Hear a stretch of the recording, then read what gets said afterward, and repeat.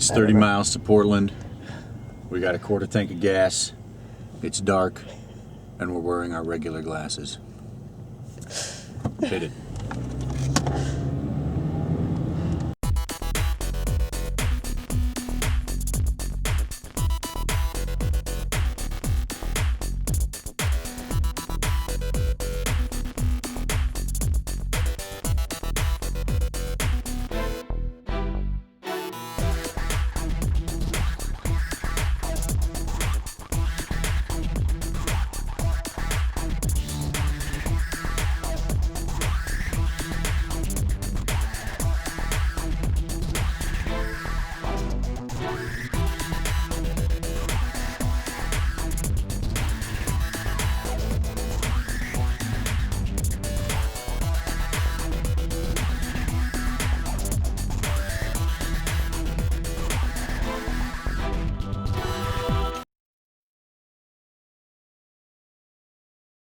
Leading up to PRGE, there were a couple of big things that I wanted to get done. The first was to get these shelves up, because I knew that we were going to want to start using them to record some stuff.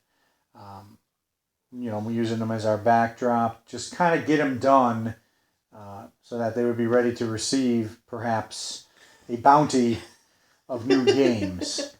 So I was getting the house ready, getting it ready for guests to stay overnight with us and going grocery shopping and that kind of stuff. And had to get some cash so that we could buy things that we wanted at the convention.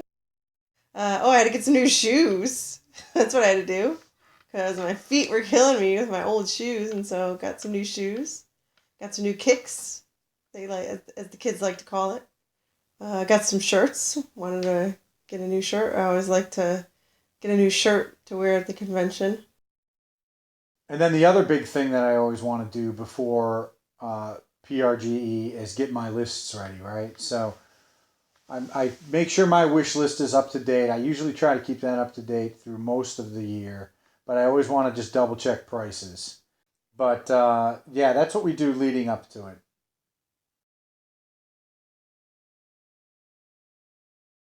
We heard that some of our buddies from Canada were already in town. They were wondering what we were up to. So then we decided, why don't we go hang out with them? So put the kids to bed, got ourselves gussied up, cleaned ourselves up, and went out. And so we met at Ground Control, which is a barcade. And we were down there for a little while, but since it was our first time meeting those guys, I kind of wanted to chat. I kind of wanted to talk to them. And I'm also cheap, and I knew that these games that we were playing that night are going to be free at the expo. So the combination of the loudness of the bar and the fact that, it was expensive to play there, we kind of decided what we would do instead is just go to Voodoo Donuts, which is sort of a local shop that a lot of people like to hit when they're in town. So I went to Voodoo Donuts, experienced that. That was an experience. Yeah. So there was just, random Portland people around. And so it was a nice night out. So we got to know some of the fellow Cartridge Club members, Lucmin, Retro Gaming, and CartridgeCanuck. So that was good. And we had fresh Voodoo Donuts, so that was good.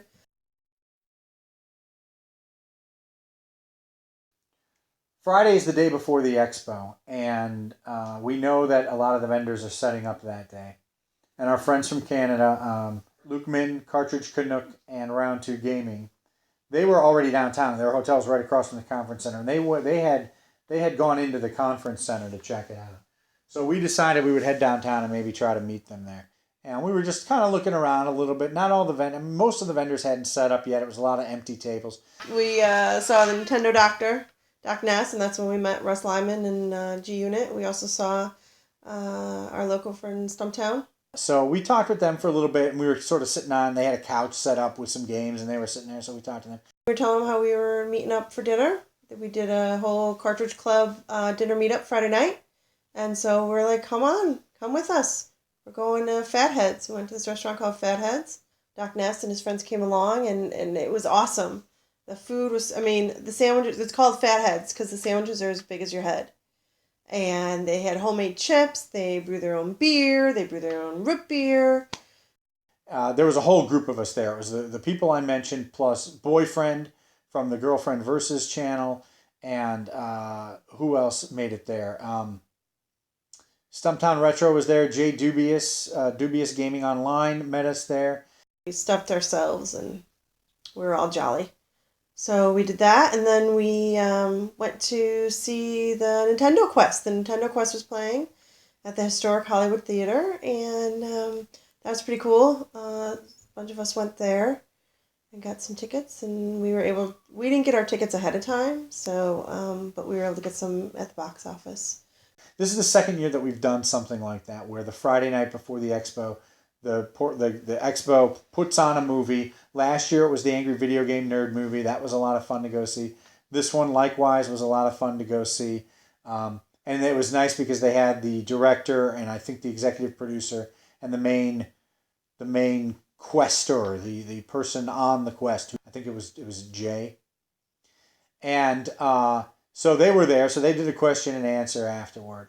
But it was really kind of cool getting to see that movie, in a theater. After the movie, we called it a night. I think we knew we were going to be getting up early, and so we pretty much called it a night for us. Got back home and did last minute prep, I suppose, and then went to bed.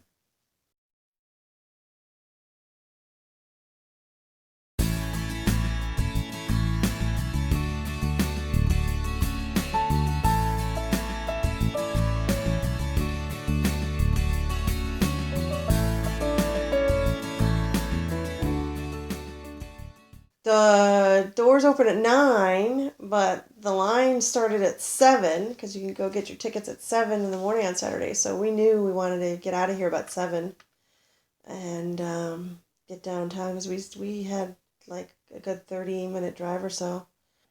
We arrived a little bit earlier than we did last year, but the line was still very long. And eventually we saw that it wrapped outside. It was outside the building. We could see people out the window. While you waited in line, I went to Starbucks and got me some fuel for the day. But when we arrived, we met a person who, John, and we had met him at PRGE 2013. Anyway, he was pulling in right as we were pulling in, so we got in line together, and we got to chat with him for about 45 minutes. And then I think when we got in, we immediately split up, and then we saw him a couple times. But as soon as you get in the door, everybody's off in separate directions. Wow. It was huge. I think they said there was, I don't know, maybe 30 to 50 more vendors this year, and the hall, it was a bigger hall. They had more space, and it was a lot. You just go in and you're like, oh my gosh, it's a little overwhelming. Even being there the third year, it's still like, okay, where do we start?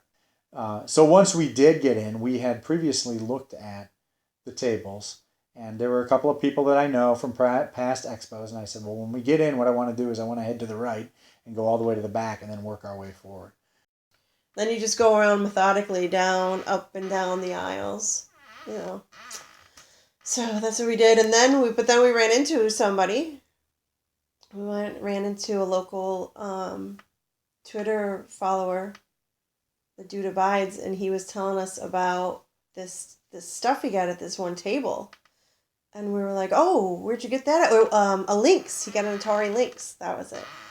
And we were like, "Oh, where'd you get that?" And he was like, "Oh, there's this awesome table over there." So then we went there, and that's where that awesome table was, where the guy was kind of selling as part of his own collection, and that's where I got my Recondite adventures, baby.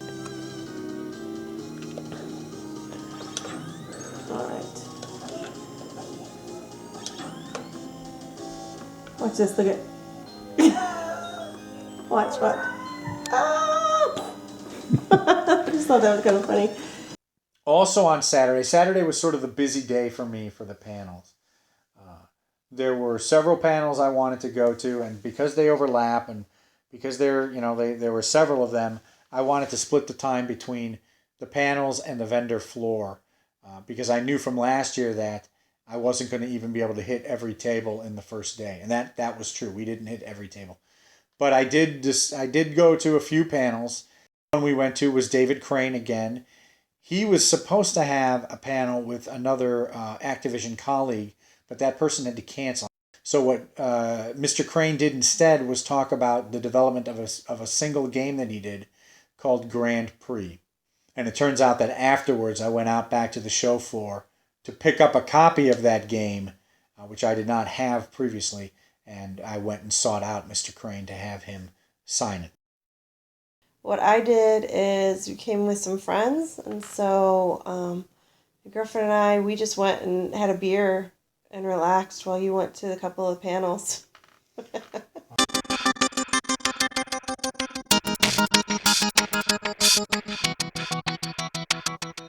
And, you just go around and you meet people, you see some of the other famous YouTubers, like Pat, the NES Punk, and Ian were there, and we saw Luigi Freakout 123, they're local here, and so we said, hey, they had the Angry Video Game Nerd van, so they had souped that up, so we took a look in there. And I thought that was a Revenge. Oh, hey. We're in the... What are you playing? The ABGN? We got drinks in here. All right. Not that we drank any. We got the... I know, it's pretty cool, isn't it? So you just go around and you see people, and every once in a while, we'd see, someone we knew, like GirlfriendVS or, boyfriend, or we'd see round two and be like, hey, how's it going? Yeah, what'd you get? All right, I'm going to keep going. All right, I'll see you later. So that's pretty much, because it's so big. I mean, we could probably do 3 days. So after that, the auction was starting. Now, we had been to the auction the previous year, or 2 years ago. And it's a very interesting thing, very highly collectible, but very expensive items. So we decided instead that we would go out to dinner. I took a quick peek in the auction, because I didn't go to the auction a couple years ago, and was just watching a couple of things. Nothing like wow or anything. Just wanted to check it out. And we went to dinner. We were hungry. So after we got something to eat, we were feeling all a lot better, a little refreshed. We went back to the expo and played some arcade games.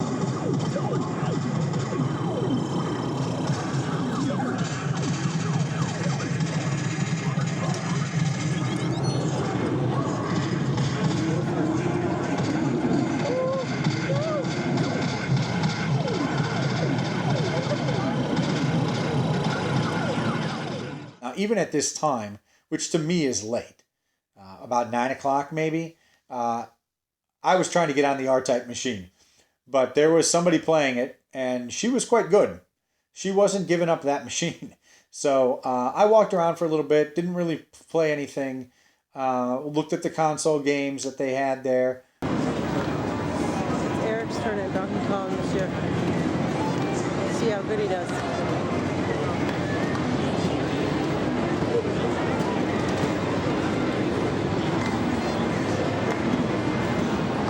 Oh boy. I didn't know that was coming. And then we made our way home.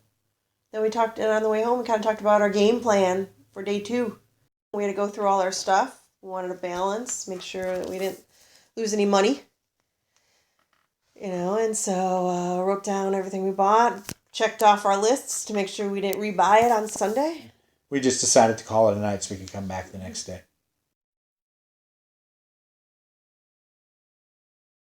Sunday, we decided we weren't going to get there too early. We didn't need to be there right when the doors opened, so we thought we'd sleep in a little bit and arrive maybe a little after 9. So we got there, and we got there about 9:15, and we got to the parking lot, and we're like, wow, why is the parking lot so empty? Get up in line, get up to go in, and because it was right off the elevators, and there's a line. And we're like, what is with the line? Oh, dummies, and didn't realize it didn't open till 10. But on Sunday, I went in there. We had spent a lot of money the previous day, and we were really kind of on a tight limit. Our budget was near the top. We had already gone near our budget.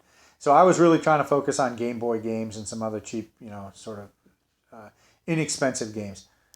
Well, that didn't last, right? We ended up we ended up finding quite a few nice items on Sunday, and coupling that with some of the better deals that were happening on Sunday, we still had a pretty busy day on Sunday picking stuff up. One other exciting thing that happened to us this year was that we bumped into some people on the floor that have watched our YouTube channel. Right, we bumped into Hollis, who came up to us and apparently recognized who we were and said, "Hey, how are the Q Dogs doing? And look at this really great thing I got." And he got this really great new Game & Watch, which was fantastic. And then we also bumped into Jeremy 3EB, who has commented on our videos. Hollis has too. But Jeremy 3EB, who has commented on our videos. And, we talked to him for a little while, and he now lives in the area, so we're looking forward to seeing him again. So that was it. And then after that, we said goodbye to a couple people that we weren't going to see again. I had to say goodbye to a boyfriend of GirlfriendVS because he had to make the trek back home. And we said our goodbyes, and they were on their way. For us, it was the end of a heck of a long 4 days, I think. The expo is now extended to 4 days for us. And that was it. We went to bed tired and happy and broke. This is our third year doing this. And so every year, the expo keeps getting bigger, but it definitely keeps getting better.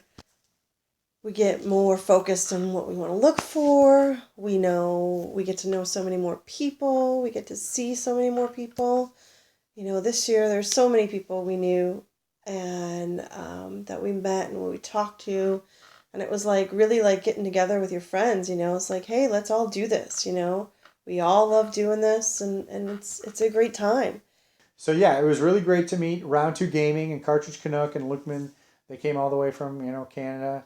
And so that was a lot of fun hanging out with those guys. It kind of adds to the whole show, right? There's sort of the show, there's the panels, and then there's hanging out with, people who have this common interest. It was really good. That was part of the best part, I think. Just kind of relaxing after it all and hanging out with some great people. So, yeah. And of course, we missed, there were people that we missed this year at the expo. The last 2 years that we've gone, we've seen Nest Complex there, and we've seen Aaron and Ricky from Retro Liberty, and of course Vintage Video Game Geek, who we met for the first time 2 years ago. We got a little bit to hang out with him last year, and then he was missing this year. So that was definitely an absence that I think a lot of people felt. That's what it's all about. So definitely if you can do it, really, try to make a point to do it because it really is just this awesome experience.